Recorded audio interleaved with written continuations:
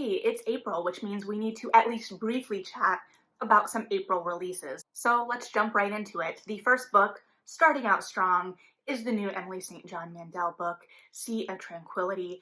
No, I still have not seen Station 11. You're like, Melody, you just got done talking at us about Bridgerton for a week. What the heck? I don't have HBO Max.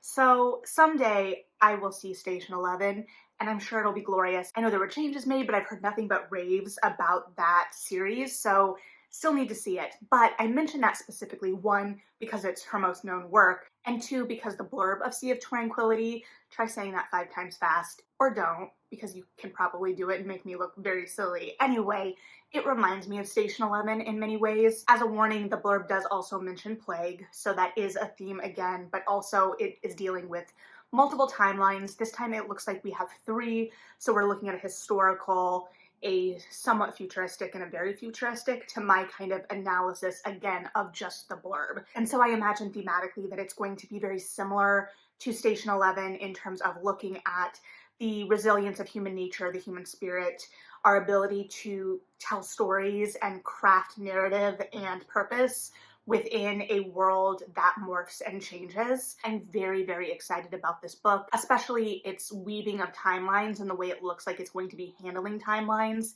in contrast to what Glass Castle did, which still played with structure and time, but in a much different way and in a much more centralized way. But regardless, the voice has always been fantastic. So I'm very hopeful and excited for what this is and anticipate it being very buzzy and there being a lot of conversation around it. And I think we are having another little bit of a moment for books that kind of play with structure and timelines in a different way. We obviously from last year have the Anthony Doerr, which I still haven't gotten to. We have the Hanya Yanagihara from earlier this year. We have this one coming out and probably many more that I've missed or that could be slotted in different ways in terms of how they're playing with timelines and different weaving of storylines. So I just, in the past, how she has woven together storylines, both plot-wise and thematically, and the emotion behind them has always just been really stellar. And there have always been really beautiful lines that feel like they distill a kind of truth and feel like the literary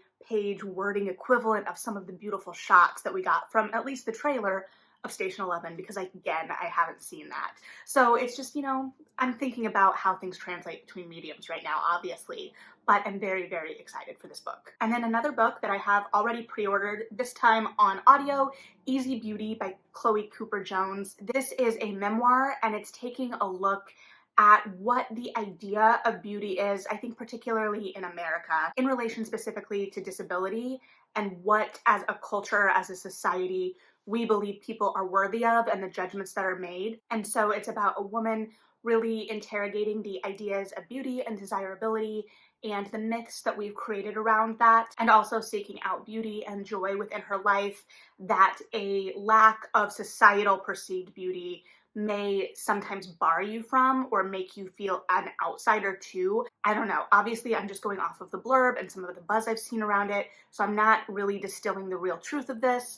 I'm very excited for what it's going to be exploring. I think it is a very necessary narrative. There's just going to be a lot to dig into within the subject matter of this. I've heard wonderful things about the writing. I think it's going to be fantastic, and I think we're going to be seeing a lot about it through the spring and summer. So by the time this video goes up, I will probably already have my audio copy because I'm behind this month, and these are all April 5th releases. So, and then we have a heist novel, Portrait of a Thief by Grace D. Lee. This looks like a lot of fun, and so it is about a college student who gets a job from, I believe, a mysterious benefactor to recover some Chinese art. And so it is a heist novel, and it looks like it's going to have a really fun group of characters and that really strong ensemble, but it's also looking critically at art and curation, and specifically the West's tendency to kind of loot from other cultures and then put those cultural artifacts on display. And so I think there's going to be some real seamless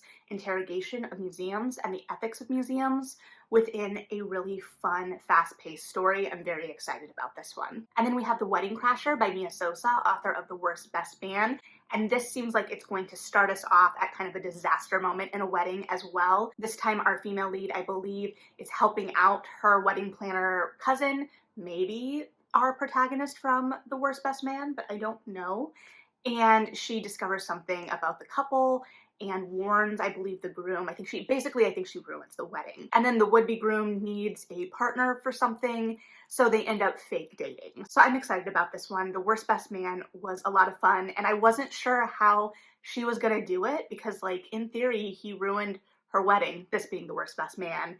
And Mia Sosa, like, kept that tension, kept that banter, kept that charge. It was a lot of fun, so I'm very much looking forward to this one as well. Fake dating isn't my go-to trope, but I clearly enjoy it. But for those of you, because I know there are a lot of people for whom fake dating is the kind of golden trope for you, I think that this is definitely going to serve you well. So we'll see. I haven't read it yet. Then we have Heartbroke, a short story collection by Chelsea Beaker.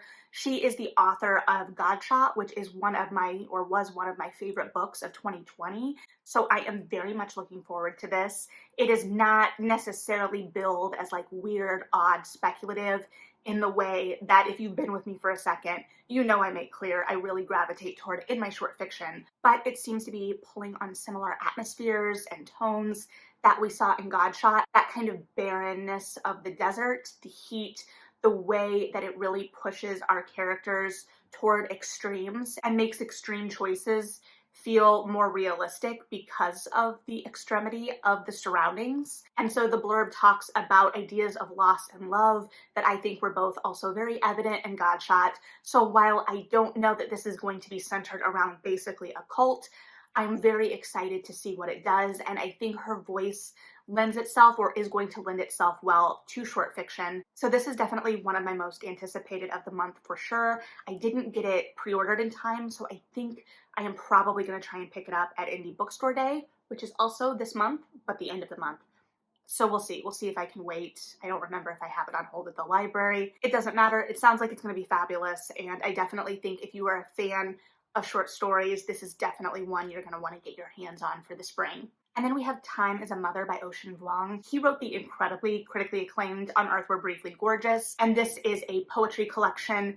His work is rooted in poetry. I am by no means an expert on poetry. I consider myself very novice in that area. I consider myself novice in a lot of areas, but my depth of knowledge for poetry is just even less. So I'm excited for this though, because I think it's also very evident when authors who have a background in poetry or a real mastery of that form, it comes across in their other writing. I'm talking people like Saeed Jones or Hanif Abdurraqib. Their writing is fluid and gorgeous across all mediums. And so I've seen this work, you know, in the non-poetic form. And so I'm really excited to see what his poetry reads like. Even as I'm sure I won't be able to appreciate the full depth of it, I'm sure I will still be able to appreciate enough to enjoy it. So very excited about that as well. And then we have The Time Traveler's Guide to Regency Britain by Ian Mortimer. This is perfectly timed post Bridgerton in a way that makes me wonder if it was planned that way, but this series of books has been around. I know we had medieval and Victorian in the series as well, at least I believe. So I was actually shocked when I saw this listed because I was more surprised that it didn't yet exist more than anything. April 12th, we have The Romantic Agenda by Claire Kahn. This is her first adult romance, and it is a romance with ace representation. Her young adult romance, Let's Talk About Love, which I believe was her debut, but don't quote me on that, got me through some hard times when that book came out. So I'm very, very excited to see her adult debut. I believe it involves some best friends with some unrequited love on one side and maybe a vacation with that unrequited love and that unrequited love's new partner. And that unrequited love's new partner has also brought their ex, who may just be who our protagonist is looking for. We'll see. I don't know, the beginning of the blurb gave me a little bit of She's the Man vibes, and I am always here for that. So I'm excited to see what this is. And then we have Take My Hand by Dolan Perkins Valdez. This is a much heavier book. It's historical fiction. It takes place, I believe, in like the 70s, and I believe there is a modern storyline. I haven't read it yet, and it does deal with themes of informed consent within medical practice in the Black community, and trigger warning, to my knowledge, it also deals with forced sterilization. So this is going to be a heavy novel, as it should be. The subject matter is awful, and it's true, but I have heard really fabulous things about the writing in this. This is also the author of Wench, but I read that in college, and sadly, it has been almost 10 years since college, so it has probably been 10 years since I read that book, and I'm not going to think about that too hard. But suffice to say, I don't remember it in intricate detail. So I'm excited to dive into this, but it is, like I said, going to be much heavier subject matter. And then the next book I stumbled across, I actually haven't heard anything about. And granted, I haven't really been online a lot this month in the same way that I usually am online.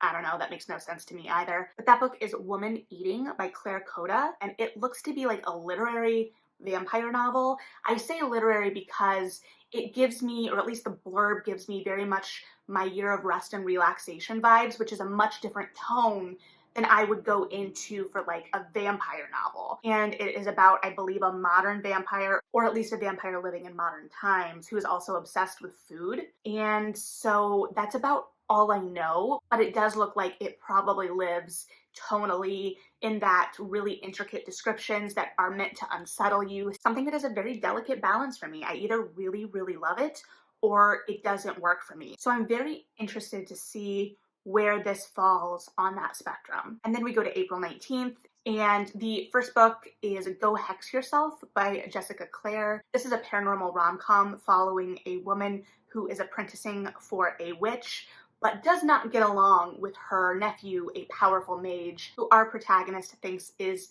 arrogant and aggravating. So I'm really excited about this kind of trend or swing back to some paranormal rom-coms. We hadn't really seen any in this vein since they were really popular, I would argue, in the mid-late 2000s. And these being like Not the Witch You Wed and all of the witchy romances I talked about in October, they definitely feel like the modern rom-com iteration, but very much feeling like they're extensions of like the Sookie Stackhouse novels or Mary Janice Davison. Because remember, in the Sookie Stackhouse novels, I never finished True Blood. I know, I'm really awful, I guess, at actually finishing or watching things. The show is much, much darker. And in the book, Sookie like resets every book. And it has to like remind us that she just likes checking out her library books and doing her word-a-day calendar. And she's like always shocked by the appearance of the supernatural in this town, despite the fact that she's been living amongst vampires and werewolves and stuff for years at this point. So I don't know, but I'm excited to have a little bit of that flavor back in my life and hate to love with magic. What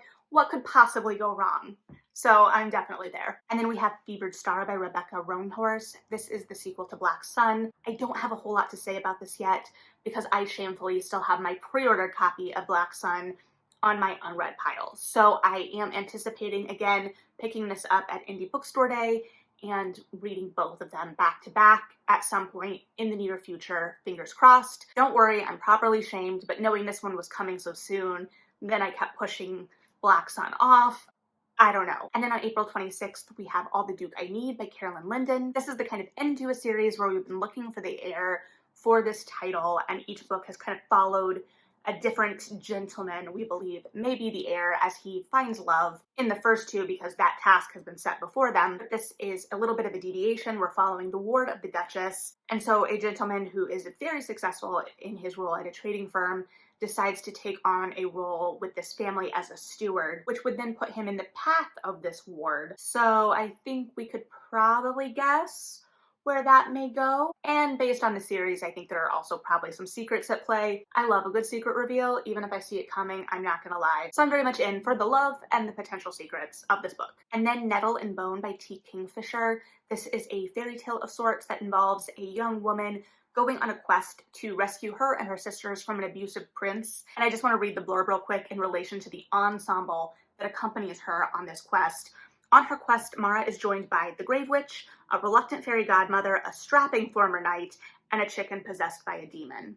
And while I am still bitter about the chicken arguably possessed by a demon in Moana because I wanted the pig to be the sidekick, I am very intrigued by a chicken possessed by a demon. Also, you know, of course, a quest. And anytime Grave Witch is thrown in, it feels like a very specific vibe. So I'm very interested to see how we're going to be following that. And then to finish us out, we have Kayaki by Vaishnavi Patel. This has been getting some great buzz, but this delves into the mythology of the Ramayana and reimagines one of its female characters with a less than stellar reputation within mythology and recenters her and deepens her character. And so I'm very much enjoying the complication of characters within mythology, especially women within mythology. And while I admittedly don't know the source material for this in the same way that I know the Greek mythology, or portions of the Greek mythology, I should say, I'm very excited to see what is done with this. I definitely think it's going to stand on its own. I also think it's going to ignite a new interest in the mythology. So I'm just excited. I've heard great things, and we'll see what this one is. This is another one I have on my list to potentially pick up on Indie Bookstore Day. We'll see what I get then. We'll see what I get from the library. And while this is a more edited down month, admittedly for me personally, there's still lots of really great stuff I'm excited for this month. And because it is a more edited down list, there are definitely things I've missed. So if there are things I didn't talk about today that you're really excited about for April, I would love to hear about them. In the meantime, thanks for hanging out. Read something good, and yeah, bye.